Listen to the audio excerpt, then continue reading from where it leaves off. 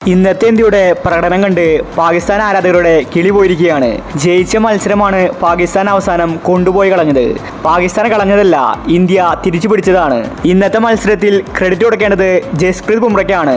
ബുംറയാണ് ഇന്ത്യക്ക് വിജയം സമ്മാനിച്ചത്. ഇന്നത്തെ കളിയിൽ മാൻ ഓഫ് ദി മാച്ച് ആയത് ബുംറ തന്നെയായിരുന്നു. ശേഷം താരം പറഞ്ഞ കാര്യമാണ് നമ്മൾ ഇന്നത്തെ വീഡിയോയിൽ നോക്കുന്നത്. ഇത്തരം ക്രിക്കറ്റ് ന്യൂസിന് വേണ്ടി ഈ ചാനൽ മറക്കാതെ സബ്സ്ക്രൈബ് ചെയ്യൂ. വെറും 119 റൺസ് മാത്രമേ ഇന്ത്യ എടുത്തിട്ടുണ്ടായിരുന്നുള്ളൂ.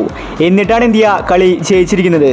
ഇന്ന് അവാർഡ് വാങ്ങി ബുംറ പറഞ്ഞത് ഇങ്ങനെയായിരുന്നു: ഇന്നത്തെ മാച്ച് ഞങ്ങളെ സംബന്ധിച്ച് വാശിയേറിയ പോരാട്ടമായിരുന്നു.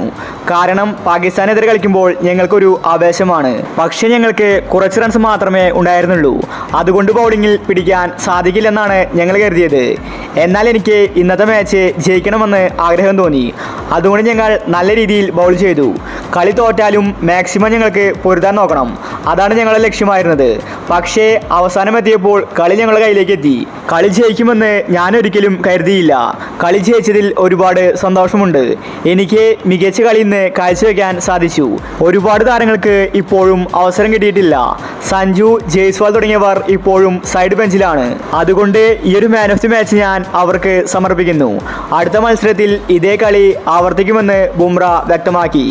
ബുംറ ഇല്ലായിരുന്നുവെങ്കിൽ ഒരിക്കലും ഇന്ന് ഇന്ത്യ കളി ജയിക്കില്ലായിരുന്നു. അത്രയ്ക്കും മികച്ച രീതിയിൽ പാകിസ്ഥാൻ ജയിക്കേണ്ടതായിരുന്നു. എന്നാൽ അവസാന നിമിഷം ബുംറ മികച്ച ബോളിംഗ് ആണ് കാഴ്ചവെച്ചത്. 119 റൺസ് മാത്രമേ ഇന്ത്യക്കുണ്ടായിരുന്നുള്ളൂ. എന്നിട്ടും ഇന്ത്യ കളി ജയിച്ചു. ശരിക്കും കളിയിലെ ടേണിംഗ് പോയിന്റ് ആയത് റിസ്വാന്റെ വിക്കറ്റാണ്. അദ്ദേഹം ഔട്ടായപ്പോഴാണ് ഇന്ത്യക്ക് കളി ജയിക്കാമെന്ന വിശ്വാസം വന്നത്. പാകിസ്ഥാനാണെങ്കിൽ പിന്നെ സമ്മർദ്ദവും വന്നു. പക്ഷേ ഇന്ത്യ ബാറ്റിങ്ങിൽ കുറച്ചും കൂടി ശ്രദ്ധിക്കേണ്ടിയിരിക്കുന്നു. പാകിസ്ഥാനെ പോലെ ആയിരിക്കില്ല മറ്റു ടീമുകൾ. അതുകൊണ്ട് ഇന്ത്യ നല്ല രീതിയിൽ ബാറ്റ് ചെയ്യണം. അടുത്ത മത്സരത്തിലെങ്കിലും സഞ്ജുവിന് അവസരം കിട്ടുമെന്ന് കരുതാം. അപ്പോൾ ഇത്തരം ക്രിക്കറ്റ് ന്യൂസിന് വേണ്ടി ഈ ചാനൽ മറക്കാതെ സബ്സ്ക്രൈബ് ചെയ്യൂ.